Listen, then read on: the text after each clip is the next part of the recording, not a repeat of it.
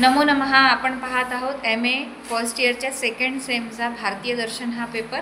त्याच्यामध्ये आपल्याला सेकंड सेमिस्टरमध्ये यावेळेला आहे श्रीमद सदानंद योगींद्र विरचित वेदांत सार हा ग्रंथ आपण यावेळेला अभ्यासणार आहोत. जसं की आपल्या सर्वांना माहिती आहे, भारतीय दर्शनाचे दोन प्रकार पडतात. ठीक आहे, भारतीय दर्शन हे जगविख्यात आहे, हे आपण सगळं पाहून झालेलं आहे याच्या आधीच. मराठीमध्ये ज्याला तत्त्वज्ञान म्हणतात, इंग्रजीमध्ये त्याला फिलॉसॉफी म्हणतात. पण चफकल बसणारा जर शब्द असेल तर तो दर्शनच आहे. त्याचा भाषांतरित शब्द आपल्याला तितकासा योग्य मिळत नाही कोणत्याच भाषेमध्ये. तर भारतीय दर्शन हे जगविख्यात आहेत, खूप प्रसिद्ध आहेत आणि महत्त्वपूर्ण आहेत. आणि आस्तिक म्हणजे वेदांना प्रमाण मानणारे आणि नास्तिक दर्शन म्हणजे जे वेदांना प्रमाण मानत नाहीत असे. ठीक आहे, तर आस्तिकमध्ये 6 दर्शन आहेत: न्याय, सांख्य, योग, उत्तर मीमांसा, पूर्व मीमांसा वगैरे असे वैशेषिक असे 6 दर्शन आहेत. त्यापैकी फर्स्ट सेमिस्टरला आपण तर्कसंग्रह हा ग्रंथ पाहिला होता, तो न्याय दर्शनाचा प्रकरण ग्रंथ होता.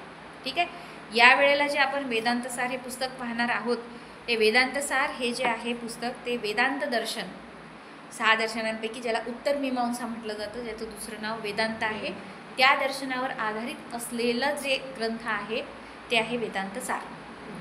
ठीक आहे, सार शब्दात आहे त्याच्या, म्हणजे सारभूत ग्रंथ आहे. विस्तारित जे तत्त्वज्ञान आहे ते खूप व्हास्ट, खूप मोठं, विस्तृत असं आहे पुस्तक. आपल्याला एवढंच दिसत आहे, एवढंच वेदांत म्हणजे एवढा भाग नाही आहे. जसं आपण प्रस्तावनेमध्ये पाहिलं होतं की प्रस्थानत्रयी म्हणजेच काय, वेदांत, ब्रह्मसूत्र, उपनिषद म्हणजेच वेदांत, आणि उपनिषद, ब्रह्मसूत्र आणि भगवद्गीता. ठीक आहे, या प्रस्थानत्रयीवर आधारित असं जे दर्शन आहे ते म्हणजे उत्तर मीमांसा म्हणजेच वेदांत. आता वेदांत म्हणजे उपनिषदांना वेदांत का बरं म्हणतात हे पण आपण पाहिलं होतं की जसं की संस्कृत वाङ्मयाचे 2 प्रकार आहेत. कोणते कोणते? वैदिक वाङ्मय आणि लौकिक वाङ्मय. वैदिक वाङ्मय म्हणजे 4 वेद आणि त्यांच्याशी संबंधित जे काही ग्रंथ आहेत ते कशामध्ये जाणार? वैदिक वाङ्मयामध्ये. ठीक आहे, आणि लौकिक वाङ्मय म्हणजे या व्यतिरिक्त, वैदिक वाङ्मयाच्या व्यतिरिक्त जेवढे काही कवींनी रचलेल्या रचना आहेत, मग कालिदासांच्या रचना असतील, भौभूतीच्या रचना असतील, बाणभट्टाची कादंबरी असेल, हे सगळे काव्य कशामध्ये जातात? लौकिक वाङ्मयामध्ये जातात. ठीक आहे, तर वैदिक वाङ्मयामध्ये 4 वेद, 6 वेदांग आणि वेदांचेच मग संहिता, ब्राह्मण, आरण्यक आणि उपनिषद. तर उपनिषद कधी येतात? मग शेवटी. ठीक आहे, मग वेदांचा अंत म्हणजेच उपनिषद, म्हणून त्यांना वेदांत असं म्हणतात. पण जसा पर्वत हा शिखरावर जाऊन त्याचा अत्युच्च स्थान गाठतो, तसं वेदांचं अत्युच्च स्थान गाठलेलं आहे उपनिषदांनी. म्हणजे अध्यात्म जिथे आपल्याला पाहायला मिळते, आत्मा, परमात्मा, या सगळ्या जीव आणि आत्मा यांचा संबंध, पृथ्वीची निर्मिती, सृष्टीची निर्मिती, जीव वगैरे या सगळ्या, आणि मोक्षप्राप्ती सगळ्यात महत्त्वाचं, या सगळ्यांची चर्चा आपल्याला उपनिषदांमध्ये पाहायला मिळते. आणि म्हणूनच श्रीमद भगवद्गीता जो सनातन धर्माचा धर्मग्रंथ म्हटला जातो, त्याला उपनिषदांचा सारभूत ग्रंथ असं म्हटलं जातं. कारण की उपनिषदांची भाषा त्या मानाने थोडीशी कठीण आहे, कारण की वैदिक लँग्वेज आहे, ती वैदिक काळातली आहे, फार प्राचीन आहे. त्या मानाने भगवद्गीतेची जी भाषा आहे ती थोडी बऱ्यापैकी सोपी आहे. अनुष्टुप छंदामध्ये बरेचसे त्याचे श्लोक हे बऱ्यापैकी अनुष्टुप छंदातच आहेत. 700 श्लोक आहेत भगवद्गीतेमध्ये. तर उपनिषदांचा सारभूत ग्रंथ आहे तो, म्हणजे सनातन धर्माचा जो पाया आहे तो उपनिषदांवरती आधारित आहे. ठीक आहे, म्हणजे जर आपल्याला आत्मा शोधून काढायचा आहे, कोर शोधून काढायचं आहे सनातन धर्माचं, तर ते उपनिषद आहे. आणि त्याच्या प्रेरणेतून जे तत्त्वज्ञान बाहेर आलं ते आहे वेदांत. आणि म्हणून इतर आपण जे पाहिलं प्रस्तावनेमध्ये की इतर जे दर्शन आहेत त्यांच्यामध्ये जी चर्चा होती ती भौतिक गोष्टींची चर्चा, की शरीराच्या बाहेर आपण जे बघत आहे त्यांच्याविषयीची चर्चा झाली. तर्कसंग्रहात आपण काय पाहिलं? द्रव्य, गुण, कर्म, पृथ्वी काय आहे, जल काय आहे, आग काय आहे, अमुक काय, ढमुक काय, याची चर्चा केली. पण वेदांतामध्ये आपल्याला तसं नाही दिसणार. वेदांतामध्ये सतत मोक्ष, चेतना, जीव, ब्रह्म अशी खोल चर्चा त्याच्यामध्ये दिसणार. आणि म्हणूनच हा एंटरटेनिंग विषय नाही, हा खूप खोल विषय आहे आणि तुम्हाला फार त्याच्यामध्ये मनोरंजन वाटेल असं काहीच नाही आहे. कधी थोडंसं रटाळी वाटेल, पण ॲक्च्युअलमध्ये रटाळ नाही आहे ते, तो म्हणजे विषय गहन विषय आहे. ठीक आहे. आणि ज्यांना वेदांत समजलं मग त्यांना सगळ्या गोष्टी तो मोहापासून मग तो ते आपण मागच्या पिरियडला ती चर्चा केली की मोहापासून तो अलिप्त होण्याची जी प्रक्रिया आहे ती इथे सुरू होते. म्हणजे तर आता सुरुवातीचं पाहू आपण श्रीमद सदानंद योगींद्र विरचित वेदांत सार. हे पहिलं जे आहे ते मंगलाचरण आहे. आपल्याला माहिती आहे आपली भारतीय संस्कृतीमध्ये आराध्य देवतेचं नामस्मरण करून आपण कुठल्याही कार्याला सुरुवात करतो. तोच पायंडा सगळ्या कवींनी सगळ्या रचनाकारांनी ग्रंथकारांनी अवलंबिलेला आहे. कोणताही ग्रंथाची सुरुवात ही मंगलाचरणाने होत असते. अखंडम सच्चिदानंदम वाङ्मनस गोचरम. ठीक आहे. आत्मानम अखिलाधारा धाराम आश्रये अभिष्टसिद्धये.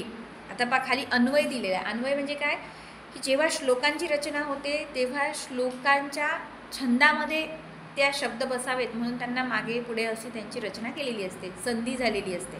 आणि अन्वय म्हणजे काय, हे वाक्यरचना जशी असते ते त्या रचनेमध्ये आपल्याला जे सांगतं ते अन्वय.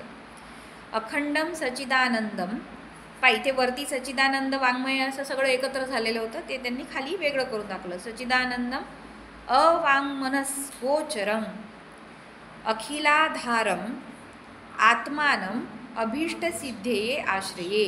आता खाली दिलेलं आहे त्याचं भाषांतर. अखंड सच्चित आनंद स्वरूप असलेल्या वाणी आणि मन यांच्या विषय न होणाऱ्या आणि सर्व विश्वाचे अधिष्ठान असलेल्या आत्मतत्वाचा अभिष्टाच्या प्राप्तीसाठी मी आश्रय करतो. आता इथे कोणाचं चिंतन केलेलं आहे, आत्मतत्वाचं. ठीक आहे. कारण की आत्म्याच्या मोक्षाकरिता हे सगळं रचण्यात आलेलं आहे म्हणून आत्मतत्वाला मंगलाचरणामध्ये नमन केलेलं आहे किंवा त्याचा आश्रय केलेला आहे, त्याचं स्मरण केलेलं आहे. तर काय काय आलेलं आहे पहा. अखंड सच्चित आनंद स्वरूप असलेल्या वाणी आणि मन यांचा विषय न होणाऱ्या, वाणी आणि मन यांचा विषय न होणाऱ्या म्हटलेला आहे. ठीक आहे. म्हणजे वाणीच्या पलीकडे आणि मनाच्याही पलीकडे आणि सर्व विश्वाचे अधिष्ठान असलेले म्हणजे सर्व विश्व ज्याच्यामध्ये सामावून घेतल्या जाऊ शकते असं आत्मतत्वाच्या अभिष्टाच्या प्राप्तीसाठी, आत्मतत्वाच्या अभिष्टाच्या प्राप्तीसाठी मी आश्रय करतो. ठीक आहे. आता पुढे पाहू आपण दुसरं जे आहे ते. अर्थतो अप्यद्वयानंद नंदान तीत द्वैत भानतः गुरुनाराध्य वेदांत सारम वक्षे यथामती. इथे खाली आता अन्वय दिलेला आहे. अतीत द्वैत भानतः. आता बा सुरुवात झाली होती अर्थतोपासून पण अन्वय सुरू झाला अतीतपासून. ठीक आहे. अतीत द्वैत भानतः अर्थतः अपि अद्वयानंदात गुरुन आराध्य यथामती वेदांत सारम वक्षे. द्वैताचे भान पूर्ण नाहीसे झाल्याने जे अर्थतः सुद्धा केवळ नावानेच नव्हे अद्वयानंद आहेत त्या गुरूंची आराधना करून मी माझ्या कुवतीप्रमाणे वेदांत सार ग्रंथाचे प्रतिपादन करतो. आता सदानंद योगींद्र यांनी स्वतःच्या गुरूंचं स्मरण केले. पहिले आत्मतत्वाला स्मरण केलं, आता गुरूंचं स्मरण केलं. तर गुरु कसे आहेत, द्वैताचे भान पूर्ण नाहीसे झाले. द्वैत म्हणजे काय की आत्मा आणि परमात्मा हे वेगळे आहे असं मानणारे द्वैत.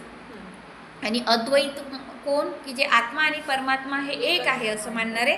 तर द्वैताचे भान पूर्ण नाहीसे झाल्याने त्यांना द्वैत वाटतच नाही की माझा आत्मा आणि परमात्मा हे वेगळे आहेत असं ज्यांना वाटतच नाही असे जे अर्थतः सुद्धा म्हणजे केवळ नावानेच नाही, म्हणजे ते फक्त नावानेच अद्वैत झालेले नाही आहे तर खऱ्या अर्थाने अद्वैत झालेले असे अद्वयानंद आहेत त्या गुरूंची आराधना.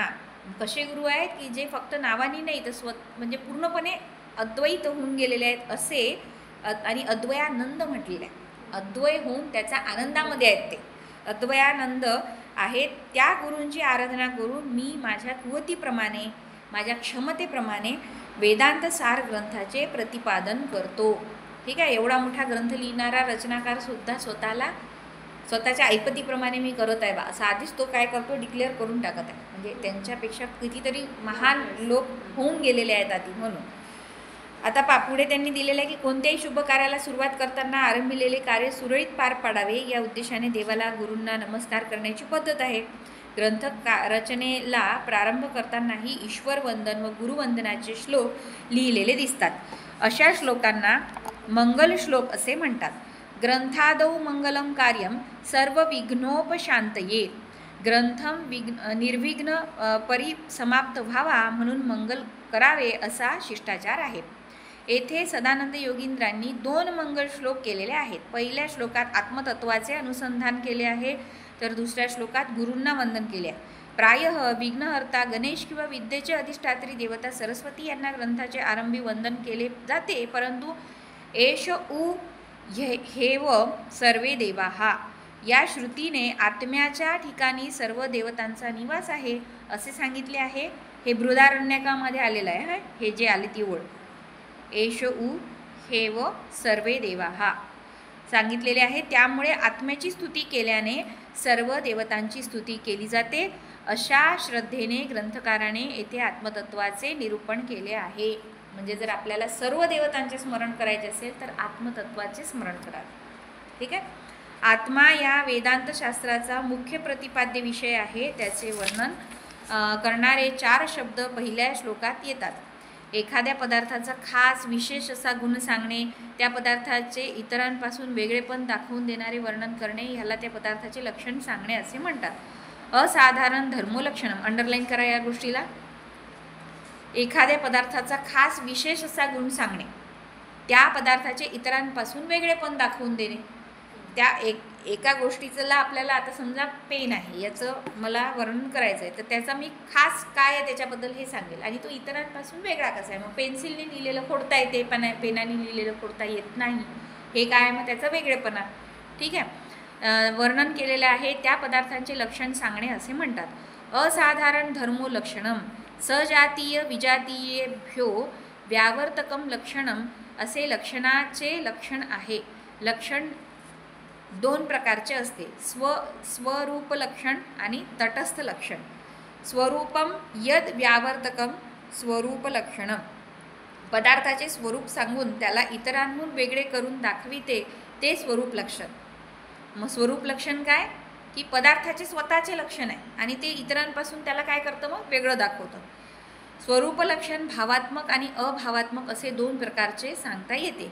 भावात्मक म्हणजे आहे की पेनमध्ये काय काय आहे अशा शब्दांचे वर्णन, ह्याला विमुखाने वर्णन असे म्हणतात. अभावात्मक म्हणजे नकारात्मक शब्दांचे वर्णन, ह्याला निषेधमुखाने वर्णन असे म्हणतात. आता पेनमध्ये आपण असं म्हणू की पेनाने लिहिलेलं खोडता येत नाही, हे त्याची नकारात्मक गोष्ट पण झाली. किंवा पेनमध्ये पेन्सिलसारखी ती लीड जी असते ती नसते, असंही त्याचं आपण सांगू शकतो. हे उदाहरण घेत आहे. म्हणजे आपण प्रस्तुत श्लोकात सच्चिदानंद या हा शब्द आत्मतत्वाचे विधिमुखाने स्वरूप वर्णन करतो, तर अखंड आणि अवाङ्मनसगोचर हे 2 शब्द निषेधाने आत्म्याचे स्वरूप वर्णन करतात. आत्म्याचे त्यांनी 2 प्रकारचं, एक पॉझिटिव्ह आणि दुसरं निगेटिव्ह असं दोन्ही पण वर्णन त्याच्यामध्ये केलेलं आहे. लक्षणाचा दुसरा प्रकार म्हणजे तटस्थ लक्षण. तद्भिन्नत्वे सती तद्बोधकम तटस्थ लक्षणम, पदार्थाच्या स्वरूपापासून भिन्न असून पदार्थाचे ज्ञान करून देते ते तटस्थ लक्षण होय. पदार्थाच्या स्वरूपापासून भिन्न असून पदार्थाचे ज्ञान करून देते, म्हणजे की पदार्थाचं स्वरूप जे आहे त्याच्यापेक्षा वेगळं आहे जे आपण सांगत आहे, तरी पण ते काय करून देते, पदार्थाचं ज्ञान करून देत आहे. त्याला म्हणतात तटस्थ लक्षण. श्लोकामध्ये अखिलाधारम हा शब्द आत्म्याचे तटस्थ लक्षण सांगतो. उदाहरणार्थ सरळ नाक, मोठ्या डोळ्यांचा हे मुलाचे भावात्मक स्वरूप लक्षण, उंच नसलेला, गोरा नसलेला हे मुलाचे अभावात्मक स्वरूप लक्षण, चष्मा घातलेला, टोपी घातलेला हे मुलाचे तटस्थ लक्षण असे आहे.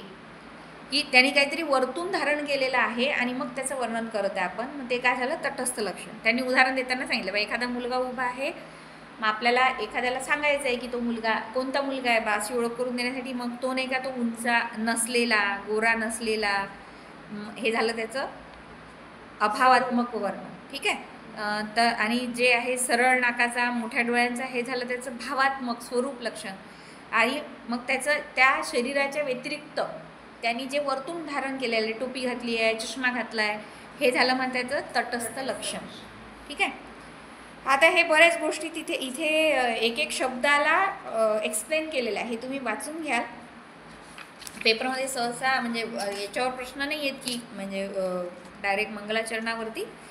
त्याच्या पुढचं जे आहे ते पाहू आता 18 नंबरचं पेज. वेदांतो नाम उपनिषद प्रमाणम तद उपकारिणी शारीरिक सूत्रादिनी च अस्य वेदांत प्रकरणत्वात्. हां, इथे संधी होणार. प्रकरणत्वात् तदीय एव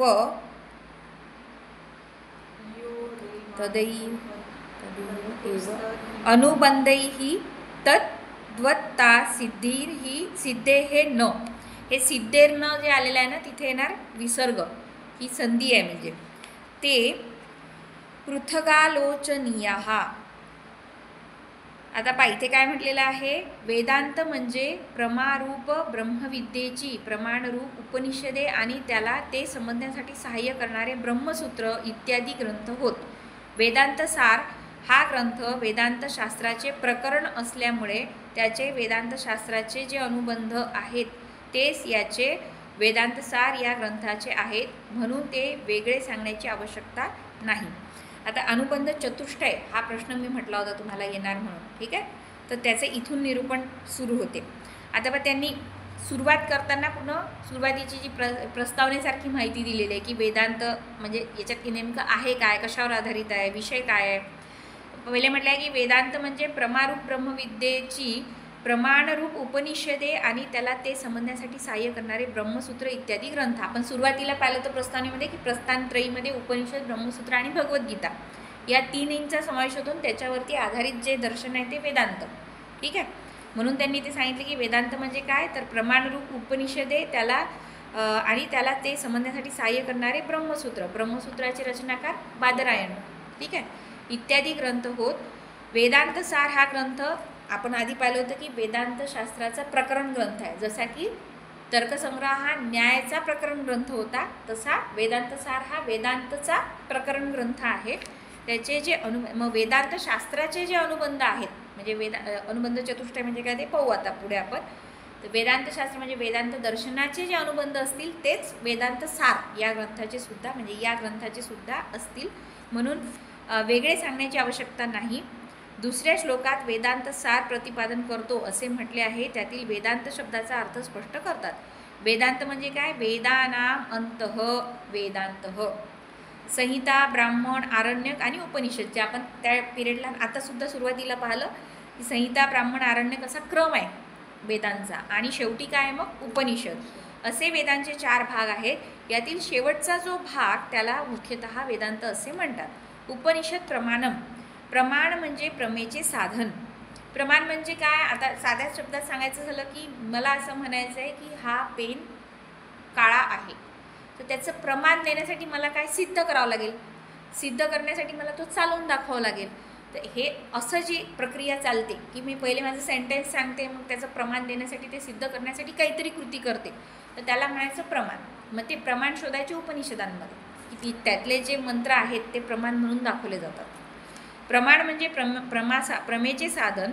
प्रमा म्हणजे योग्य ज्ञान. अंडरलाईन करा, प्रमा म्हणजे काय, योग्य ज्ञान. उपनिषद एव प्रमाणम किंवा उपनिषदो यत्र प्रमाणम. उपनिषदांना स्वयं प्रमाण म्हटलेलं आहे की त्याच्यावर तुम्ही प्रश्नचिन्ह उभं करू शकत नाही. उपनिषदात जे सांगितलेलं आहे ते योग्यच आहे असं. उपनिषदे हेच प्रमाण असा कर्मधारय समास सोडविला तर उपनिषद शब्दाचा उपनिषद ग्रंथ असा अर्थ होतो. आणि उपनिषदे ज्या बाबतीत प्रमाण आहेत असा बहुव्रीही समास. मग ते वेगवेगळे समास जे आहे त्याच्यानुसार त्याचा कसा अर्थ होतो ते त्यांनी एक्सप्लेन केलेलं आहे. ब्रह्मविद्या हा मुख्य अर्थ आहे. ग्रंथ हा अर्थ गौण वृत्तीने घेतला आहे.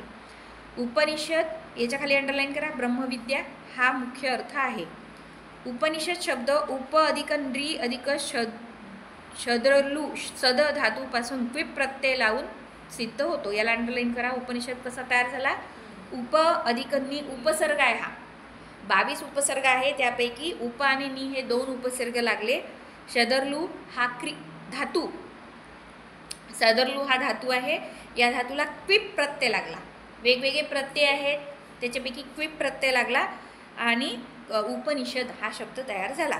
उप याचा अर्थ जवळ, नि याचा अर्थ निश्चय, सद धातूचा विशरण म्हणजे नाश करणारे, गती म्हणजे जाणे किंवा प्रयोजक अर्थाने नेणे आणि अवसादन म्हणजे शिथिल करणे असे 3 अर्थ संबोधतात.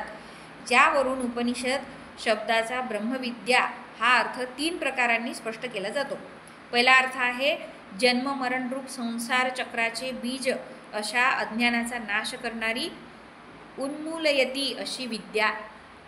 उपनिषद म्हणजे काय? जन्म मरण रूप संसार चक्राचे बीज अशा अज्ञानाचा नाश करणारी, म्हणजे जन्म मरण या चक्रातून मोक्ष प्राप्ती करणारी, त्याला काय म्हटलंय? उपनिषद. दुसरा आहे परब्रह्मापर्यंत पोहोचवणारी. प्रत्येकाचा अर्थ तोच आहे, परब्रह्मापर्यंत गेलो म्हणजे मोक्ष मिळाला. ठीक आहे. नंतर आहे तिसरं संसार सत्य आहे अशी बुद्धी नाहीशी करणारी शिथिल विद्या. संसार सत्य आहे अशी बुद्धी नाहीशी करणारी. संसार सत्य आहे बुद्धी नाहीशी करणारी म्हणजे संसार सत्य नाही आहे हे माहीत झालं म्हणजे परत तेच मोक्षप्राप्तीकडे जाणारे. या विद्येला प्रमाणभूत असे ग्रंथ या अर्थाने ग्रंथकाराने वेदांत हा शब्द येथे घेतला आहे. मग या पुस्तकाला वेदांत नाव का मिळालं याच्याविषयीची चर्चा सुरू आहे. तद उपकरणी वेदांतार्थ विचाराला अनुकूल वेदांत वाक्याचा विषय असे जे ब्रह्म त्याबद्दलच्या चुकीच्या कल्पना दूर करणे. तद उपकरणी म्हणजे काय? वेदांतार्थ विचाराला अनुकूल वेदांत वाक्याचा विषय असे ब्रह्म त्याबद्दलच्या चुकीच्या कल्पना दूर करणारे, ब्रह्माबद्दलच्या चुकीच्या कन्सेप्ट दूर करणारे. शारीरिक सूत्रादिनी, शरीर म्हणजे शारीरिक, त्यात असलेला तो शारीरिक जीव व त्याचे योग्य निरूपण ज्यात केले आहे अशी सूत्रे म्हणजेच ब्रह्मसूत्रे. जीवाचे तात्विक स्वरूप काय आहे, त्याचे परब्रह्माशी काय नाते आहे, जीवाचे ध्येय तो जो मोक्ष तो कसा प्राप्त होतो इत्यादी प्रश्नांची उकल करून दाखविणारी जी सूत्रे बादरायणांनी लिहिली त्या आहेत तीच शारीरिक सूत्रे किंवा ब्रह्मसूत्रे म्हणून प्रसिद्ध आहेत. या विषयाचे विवेचन करणारे अन्य ग्रंथ भगवद्गीता व ब्रह्मसूत्रावरील भाष्य इत्यादी ग्रंथ आदी या शब्दाचे सुचवलेले आहेत. वेदांत प्रकरण. शास्त्रैक देश संबंधम शास्त्रकार्यांतरे स्थितम आहु प्रकरणम नाम ग्रंथभेदम विपश्चितः. पराशर पुराणमधलं आहे हे. ठीक आहे. कोणत्याही शास्त्राच्या एका अंशाचे प्रतिपादन करणाऱ्या आणि आवश्यकतेनुसार दुसऱ्या शास्त्रातील उपयोगी अंशाचे ग्रहण करणाऱ्या ग्रंथकाराला विद्वान लोक प्रकरण ग्रंथ असे म्हणतात. मग प्रकरण ग्रंथाची व्याख्या काय आहे? काय म्हटलेलं आहे?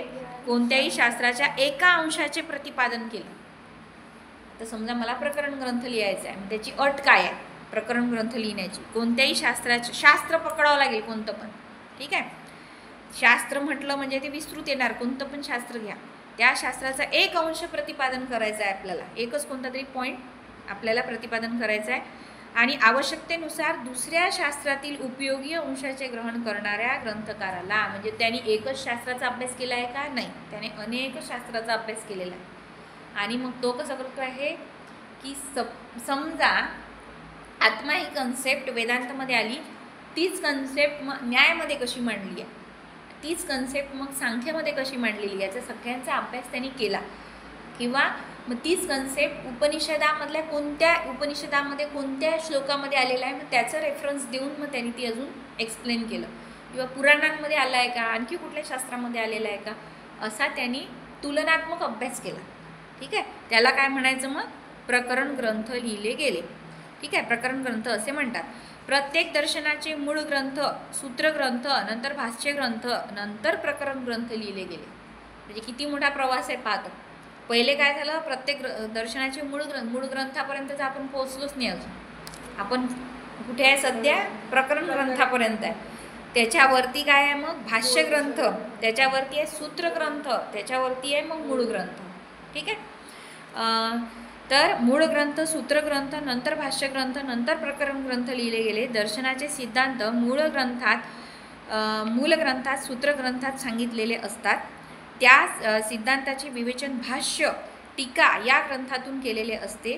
परमताचे निराकरण करून स्वमताचे स्थापन व रक्षण खंडन मंडनात्मक शैलीने ज्या केलेले असते ते वादग्रंथ होत. केवळ स्वतःच्या शास्त्राच्या सिद्धांताची सोप्या भाषेत ओळख करून देणारे ग्रंथ प्रकरण ग्रंथ होत. वादग्रंथ तरी राहिले होते मधात, ठीक आहे.